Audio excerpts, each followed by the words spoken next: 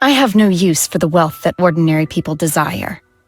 But in the hands of Lady Ningguang, wealth becomes a means of solving complex issues of the kind that no weapons could ever hope to resolve. She understands the unwritten rules of human society. She knows what's in people's hearts. Master once told me that even the adepti aren't able to achieve this. I hold her and her work in high regard. I find I don't need to worry about etiquette with her, and unlike with some people, I don't need to rely on nonverbal cues to discern the true meaning of what she's saying. That makes me a lot more comfortable. The only problem is, well, there are too many people around her all the time, and I heard there's also many crew members on her ship. I need you to go with me. It's the only way I can cope with so many people. Yunjin performs... it's called Liyue opera, isn't it? I like this particular type of social interaction. You can get to know about the other person's background without having to actually interact with them one-on-one. If she ever includes your story in one of her performances, I'm sure the result will end up being quite incredible.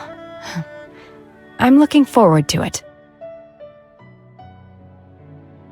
I've heard many stories about her from my master. She's really quite different from how I originally imagined her. But don't worry, I'll be keeping this to myself. Speaking of Ganyu, her work in Liyue Harbor is unbelievably busy. It seems that there is a price to pay for those who want to integrate into the mortal world. It's hard for me to believe that I still have living relatives in this world. If he has any difficulties with his training, I am more than willing to help enlighten him. However, he will need to meet me alone in the mountains. Their family is too... sociable. I wouldn't know how to turn down their invitations without being impolite. I've seen him lean over to you and whisper things in your ear. If he dares threaten you, I will make sure he...